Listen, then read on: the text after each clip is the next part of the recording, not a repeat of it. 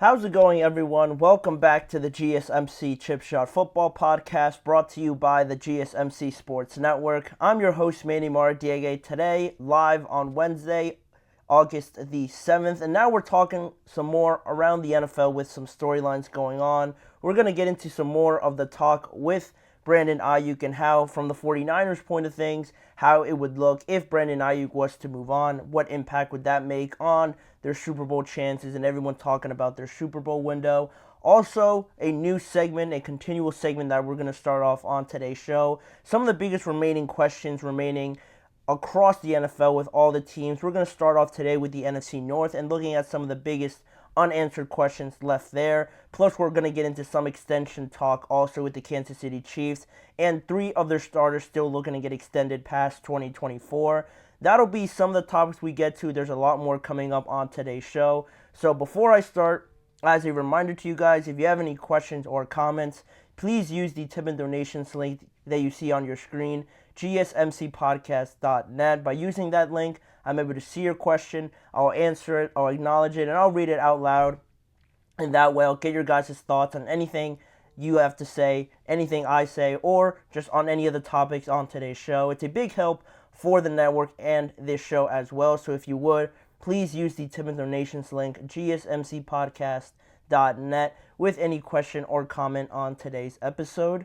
But now, we can jump in right away to the biggest story taking over the entirety of the offseason, at least for right now, the entirety of this training camp period that we got going on. The development of this Brandon Aiyuk deal. It seems like every day that I try to plan out what to talk about on today's show, something else changes and it just shifts the perspective of where we're going to go with Brandon Aiyuk. Is he going to get traded? Is he going to go to this team? Now this other team pulls out. It's all getting kind of mixed up, if I'm being quite honest. But again, to just continue on from what we talked about yesterday, some more developments around Brandon Aiyuk. Now, apparently, the New England Patriots pulled out. They're no longer interested in pursuing Brandon Aiyuk. Now it only seems to be the Browns and the Steelers really in pole position. Funny enough, right? Ironic enough for the Pittsburgh Steelers to be in pole position to get Brandon Aiyuk on their team. That is according to Matt Mayoko, who has been reporting on this whole situation very closely.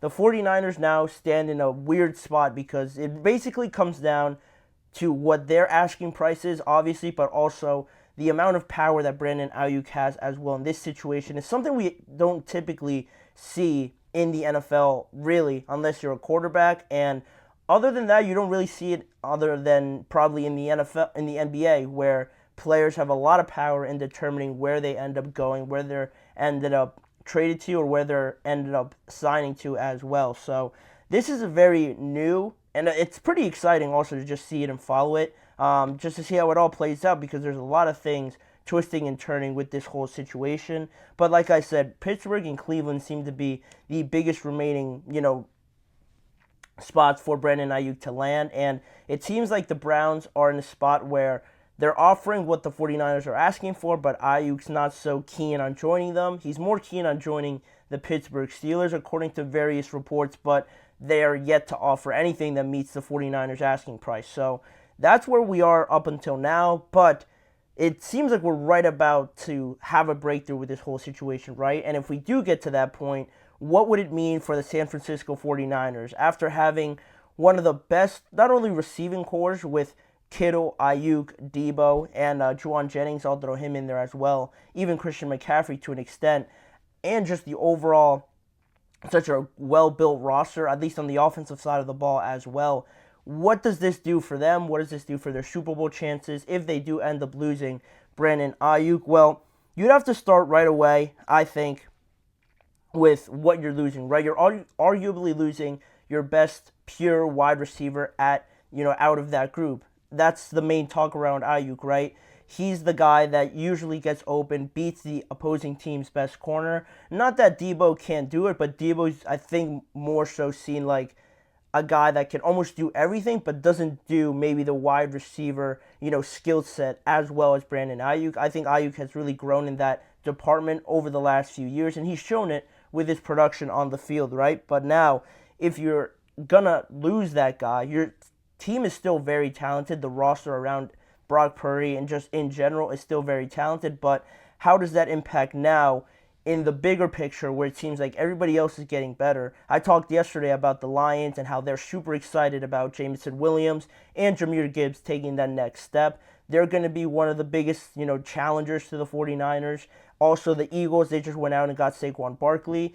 You ideally want to keep everybody together, and that's why this whole contract situation with Brandon Aiyuk was seemingly being just stalled over, because the 49ers logically didn't want to lose Brandon Aiyuk. But now I think everyone's gotten to a point where they just want this to be over. If you can't afford to pay him, there's no real reason to just keep him on your roster. So now the 49ers are kind of forced to just look beyond that. And how does this affect their Super Bowl window, continuing on with that? It's odd because the talk about Super Bowl seems so casual with the 49ers, just because it always seems like they're in the picture. They're always in the conversation, right? We've taken it a little for granted, I believe, that the 49ers are just always going to be there. And I think Debo, I remember watching the Netflix series on, the receiver Netflix series, that he talked about, always being there, and how you always think you could get there the next year, but it took him a while. It took the 49ers in general a while to get back there, and now to just think they're going to be in that picture again. They're arguably the team that needs it the most, but now if you're going to lose Brandon Aiyuk, how sure are you that this team can get back there as easily? And not only that, in terms of just getting back to the Super Bowl, but thinking about this long term, thinking about the quarterback position, a lot has been said about Brock Purdy and him being next in line to earn a massive contract, a massive market-setting contract with, talks about $60 million, $58 million per year for Brock Purdy if he continues to play at the level that he is at. And everybody already had him penciled in, because everybody thinks the 49ers are just going to get back to the Super Bowl because they've been there so many times.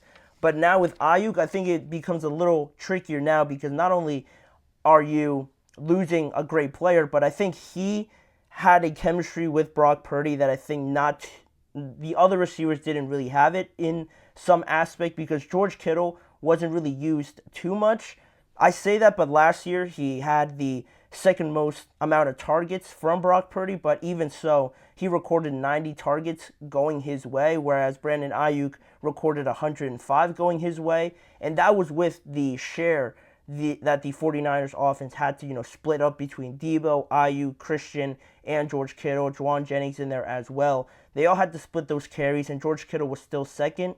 But now, with Brock Purdy and potentially Aiyuk moving on, of course more people are going to get a higher amount of targets going their way. But I think that chemistry that Brock Purdy had with Aiyuk specifically not only benefited, obviously, Aiyuk in performing the way that he did, but it made Brock Purdy look a lot better, I believe, in terms of throwing the ball, always having that guy that more often than not can get open. And now this talk about $60 million, earning that and being worth that in the next year, next offseason, I feel like that could be a little bit in jeopardy now, because your number one target, the guy that's always been there for Brock Purdy, could potentially be moving on. And now you're in uncharted territory, right, with Brock. Who becomes that next go-to weapon? Is it going to be Debo? Is he going to be healthy enough all year to be that go-to guy? How much more often does George Kittle get involved in the passing game and things like that? Are Juwan Jennings and the rookie Ricky Pearsall ready to step up into that role? There's a lot of questions now that pop up, logically, obviously, with the 49ers, that I think a lot of fans or a lot of people never thought it could get to this point. But we're talking about this Super Bowl window now, with the 49ers always being there constantly year in and year out. And they've been to 2 Super Bowls, and unfortunately they've lost the 2 to the Kansas City Chiefs, which is just unlucky, honestly, to face them in both of the times you've made the Super Bowl. But now they're undoubtedly the team that needs the Super Bowl the most, and to lose a player like this, in terms of Super Bowl window, and I don't like overusing that because I think it gets a little too generalized on what specifically is a Super Bowl window, but there's no doubt that the 49ers are in this period of this is their chance to go and get it, because how much better can this roster become? And is this the end officially of their Super Bowl window? I mean, I wouldn't say definitively, just because if you take away Aiyuk and say you get a trade with the Cleveland Browns and you bring in Amari Cooper or something like that, that's not too big of a drop off. Honestly, if you just look at the stats, they are pretty similar to one another. So I like Amari Cooper. I think he's very underrated. And if he just jumped into that offense with Kyle Shanahan and the rest of the weapons that they have around him, you thought he was good in Cleveland. Could you only imagine the coverage that he would see in San Francisco with all the other guys having to be accounted for?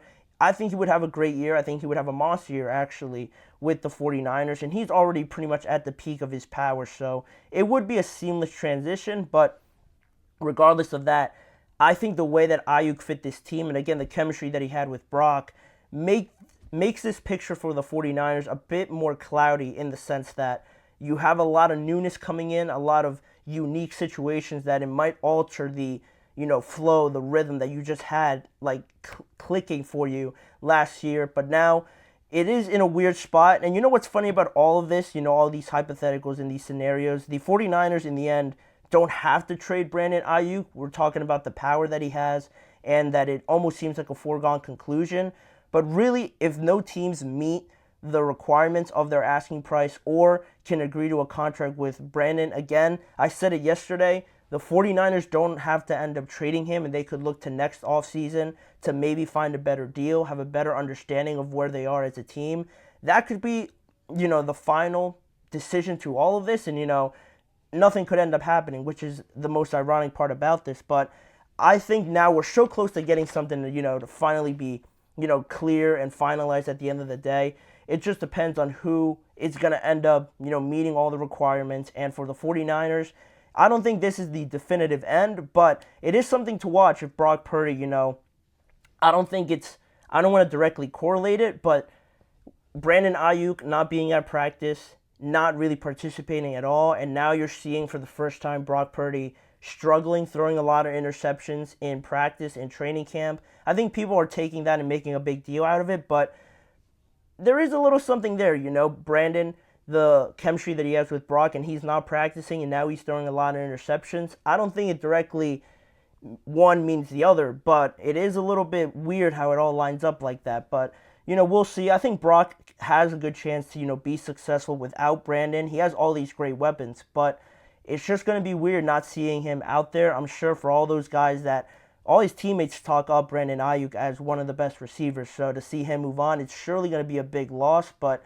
we'll see. The NFC is going to be very unpredictable. The 49ers still are just going to have to lean towards somebody else who's going to step up. They're going to use Christian McCaffrey a lot. Maybe they go more to a run-heavy offense. Maybe some other running backs step up. It could be another just turn, another wrench in this, plot that we got going on for 2024. A lot of newness, and Brandon Aiyuk could find himself with a new team in 2024. We're going to continue to update you guys on that topic as we move along this week, but we're going to put a pin in that conversation and move on to the next topic, the start of a new series that I want to get going, the biggest remaining unanswered questions going through each division and each team, and just talking about some of the things that they have still to iron out. We're going to start off with the NFC North after this break. You're listening to the GSMC Chip Shot Football Podcast.